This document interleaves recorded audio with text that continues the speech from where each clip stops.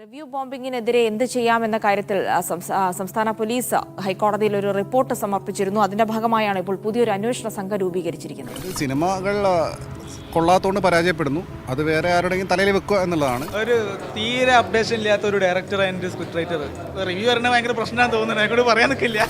Reviews എനിക്ക് തോന്നുന്നു സിനിമയെക്കുറിച്ചുള്ള അഭിപ്രായം പറയുന്നത് സിനിമ ഉണ്ടായ കാലം മുതലുള്ള മലയാള സിനിമയുടെ ചരിത്രത്തിൽ ഏറ്റവും അധികം സിനിമകൾ റിലീസ് ചെയ്ത വർഷമാണ് 2023. സൂപ്പർ താരങ്ങളുടെയും പ്രമുഖ സംവിധായകരെയും ഉൾപ്പെടെ 210-ലേറെ സിനിമകളാണ് തിയേറ്റർ OTT പ്ലാറ്റ്ഫോമുകളിലായി പ്രേക്ഷകരെ തേടിയെത്തിയത്. എന്നാൽ ഇതിൽ സൂപ്പർ ഹിറ്റുകൾ വെറും 5 എണ്ണം മാത്രം. ഫിലിം ചേംബറിൻ്റെ വിലയിരുത്തൽ പ്രകാരം നഷ്ടക്കണക്ക് 700 കോടിയാണ്. ബാക്കി സിനിമയെ മനഃപൂർവ്വം പരാജയപ്പെടുത്തുന്നത് റിവ്യൂ പറഞ്ഞ്, നടക്കുന്നത് റിവ്യൂ ബോംബിംഗ്. നിങ്ങളോട് ആര് പറഞ്ഞു മോശം സിനിമ എടുക്കാനെന്ന് റിവ്യൂവേഴ്സ്, നല്ല സിനിമയാണെങ്കിൽ തിയേറ്ററിലെത്താമെന്ന് ജനവും. എന്തായാലും നഷ്ടം സംഭവിച്ചത് പ്രൊഡ്യൂസർമാർക്ക് മാത്രമാണ്. എളുപ്പത്തിൽ റിട്ടേൺ കിട്ടുന്ന ബിസിനസ്സിൽ ഇറങ്ങി കയ്യും പൊള്ളി കാലും പൊള്ളി കിടപ്പാടവും പൊള്ളി അവരങ്ങനെ നിന്നു. നല്ല കാശുള്ള പ്രൊഡ്യൂസർമാരാണെങ്കിൽ പിന്നെ ഒന്ന് പിഴച്ചാലും അടുത്തതിലും അതിൻ്റെ അടുത്തതിലും ഇനി അതും പറ്റിയില്ലെങ്കിൽ ഒരു അന്യഭാഷ സിനിമ വിതരണത്തിനെടുത്തെങ്കിലും പിടിച്ചു നിൽക്കാൻ പഠിച്ചു. OTT കണ്ട് സിനിമ തുടങ്ങി, പിന്നെ തിയേറ്ററുമില്ല, OTTയുമില്ല, തിളക്കവുമില്ല. അപ്പോൾ പറയുന്ന കാശിന് ഉണ്ടാക്കി വെച്ച സിനിമ കൊടുത്ത് ഓടുകയല്ലാതെ വേറെ വഴിയില്ലല്ലോ. അപ്പോൾ ഇതൊന്നുമല്ല പറയാൻ വന്നത്, പറഞ്ഞു തുടങ്ങിയപ്പോൾ അതങ്ങെത്തിയെന്ന് മാത്രം. നേരെ കാര്യത്തിലേക്ക് വരാം. നമുക്കെല്ലാ വർഷത്തെയും പോലെ പതിവ് കണക്കെടുപ്പ് തുടങ്ങാം. ഹിറ്റുകളെക്കുറിച്ച് സംസാരിക്കാം. പോസിറ്റീവ് കാര്യങ്ങൾ പറഞ്ഞാലെങ്കിലും പോസിറ്റീവുകൾ ഉണ്ടാവട്ടെ. അപ്പോൾ സൂപ്പർ ഹിറ്റ്സ് 2018 മലയാളത്തിൽ നിന്ന് അഭിമാന നേട്ടമുണ്ടാക്കിയ ജൂഡ് ആൻ്റണി ചിത്രം. മൾട്ടി സ്റ്റാർ ചിത്രം ബോക്സ് ഓഫീസിന് ശരിക്കും കത്തിച്ചു. തിയേറ്ററിലേക്ക് ആള് വരുന്നില്ലെന്ന് പറഞ്ഞ് വിലപിച്ച തിയേറ്റർ ഓണേഴ്സിനെ വരെ അമ്പരപ്പിച്ച മുന്നേറ്റം.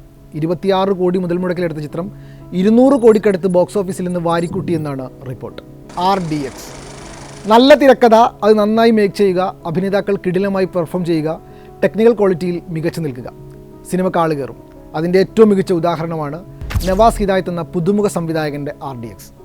2023 മലയാളത്തിലെ സർപ്രൈസ് ഹിറ്റ്.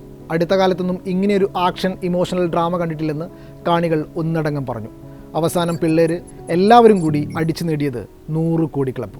രോമാഞ്ചം, പേര്, പാട്ട്, കോമഡി, നല്ല timing release, positive mouth publicity. വലിയ താരനിരയോ ബിഗ് ബജറ്റോ പേരുകെട്ട സംവിധായകനോ ബാനറോ വേണ്ട ഒരു സിനിമ ജയിക്കാൻ. അതാണ് രോമാഞ്ചം കാണിച്ചു തന്നത്. ഹൊറർ കോമഡി ജോണിൽ പുറത്തിറങ്ങിയ ചിത്രം കാലിയായി കിടന്ന തിയേറ്ററിനെ ഉത്സവ പറമ്പാക്കി. നവാഗതർക്കൊപ്പം സൗബിനും അർജുൻ അശോകനും കൂടി തകർത്തഭിനയിച്ച ചിത്രം 2023 ആദ്യ ഹിറ്റായി മാറുന്ന കാഴ്ചയ്ക്കാണ് സാക്ഷിയായത്. കണ്ണൂർ സ്ക്വാഡ് 2023 മമ്മൂട്ടിയുടെ വർഷമെന്ന് വർണ്ണിക്കുന്നവരും കുറവല്ല. മികച്ച നടനുള്ള സംസ്ഥാന പുരസ്കാരം വീണ്ടും മമ്മൂട്ടിയെ തേടിയെത്തിയ വർഷം. പ്രേക്ഷക പ്രശംസയും തിയേറ്ററുകളിലെ കയ്യടിയും നേടിയെടുത്ത 3 ചിത്രങ്ങളാണ് 2023 മമ്മൂട്ടിയുടെ അക്കൗണ്ടിലുള്ളത്. നൻപകൽ നേരത്ത് മയക്കം, കണ്ണൂർ സ്ക്വാഡ്, കാതൽ ദി കോർ. ഈ പ്രായത്തിലും മലയാള സിനിമയുടെ നെടുന്തൂണാണ് മമ്മൂട്ടിയെന്ന് ആരാധകർ ഉറപ്പിക്കുന്നതും അതുകൊണ്ട് തന്നെ. കണ്ണൂർ സ്ക്വാഡ് വലിയ വിജയമായി. റോബി വർഗീസ് എന്ന പുതുമുഖ സംവിധായകൻ മലയാള സംവിധായകരുടെ പട്ടികയിൽ മറ്റൊരു വാഗ്ദാനമായി മാറി. ബോക്സ് ഓഫീസിൽ നിന്ന് 85 കോടിയിലധികം സിനിമ നേടിയെന്നാണ് അനൗദ്യോഗിക കണക്കുകൾ. കാതലും കണ്ണൂർ സ്ക്വാഡും നിർമ്മിച്ചത് മമ്മൂട്ടി കമ്പനിയാണെന്ന പ്രത്യേകതയും ഉണ്ട്. നേര്, തുടർ പരാജയങ്ങളിൽ നിന്ന് നട്ടം തിരിഞ്ഞിരുന്ന മോഹൻലാലിൻ്റെ തിരിച്ചറിവ് കൂടിയായിരുന്നു നേര്.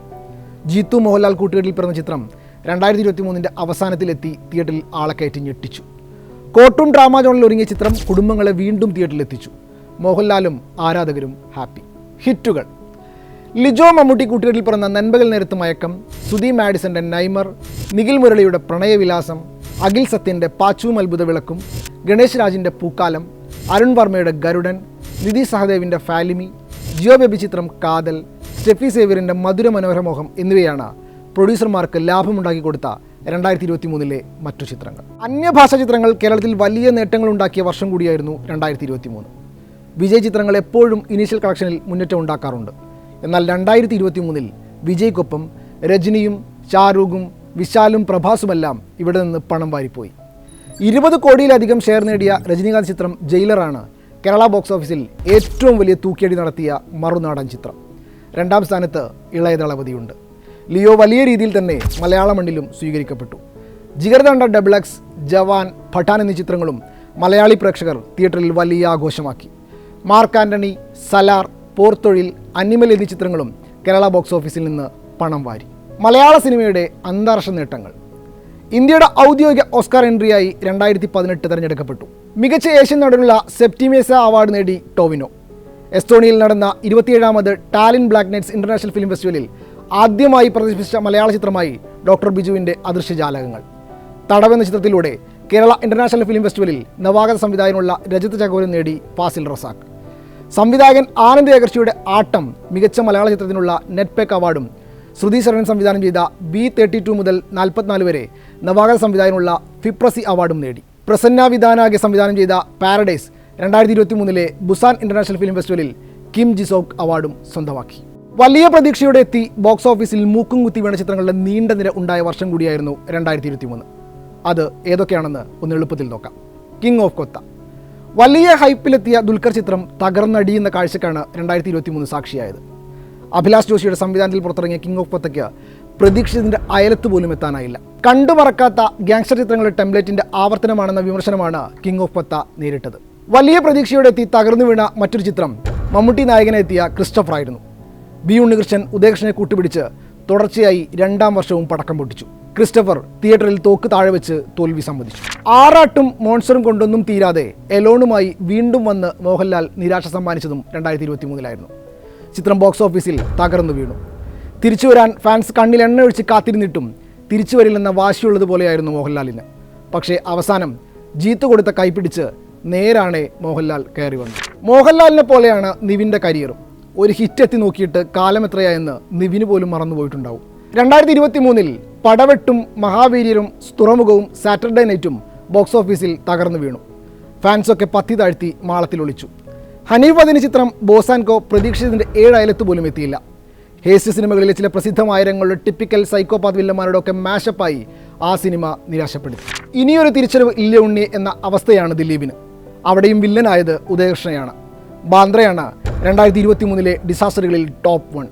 അങ്ങനെയൊരു പരാജയമാണ് ചിത്രം നേരിട്ടത്. സമീപകാലത്ത് ദിലീപ് ചിത്രങ്ങളിൽ വലിയ ഹൈപ്പിൽ തിയേറ്ററിലെത്തിയ ചിത്രം കൂടിയായിരുന്നു ബാന്ദ്ര. ആരാണ് ഈ പരാജയങ്ങളുടെ ഉത്തരവാദികൾ? റിവ്യൂ ബോംബിംഗ് ആണോ? ബ്ലാക്ക് മെയിലിംഗ് ആണോ? അന്യഭാഷ തള്ളിക്കയറ്റമാണോ? OTTക്ക് മേലെ കുറ്റം ചാർത്തി രക്ഷപ്പെടാനാണ് ശ്രമമെങ്കിൽ ഇത് ഇനിയും ഇങ്ങനെ തന്നെ തുടരും. പകരം സ്വയം വിമർശനത്തിലൂടെ നല്ല കഥ, തിരക്കഥ, സംവിധാനം, പ്രായോഗിക നിർമ്മാണ രീതികൾ, വിപണിയെക്കുറിച്ചുള്ള ബോധ്യം എന്നിവയിലൂന്നി സിനിമയെടുത്താൽ രക്ഷപ്പെടാം. പ്രേക്ഷകരെ മുൻവിധിയോടെ സമീപിക്കാതിരിക്കുകയും ചെയ്യണം.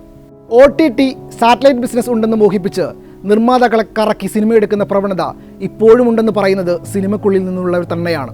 ആയിരങ്ങൾക്ക് ഉപജീവനമാകുന്ന വലിയൊരു വ്യവസായമാണ് സിനിമ. ആ വിനോദവാദി തകരരുത്. 2024 മലയാള സിനിമയ്ക്ക് വലിയ പ്രതീക്ഷയുടേതാണ്. 2023 നിരാശ 2024 അവസാനിപ്പിച്ചു തരുമെന്ന് കാത്തിരിപ്പിലാണ് സിനിമാ പ്രേക്ഷകരും മലയാള സിനിമാ ഇൻഡസ്ട്രിയും.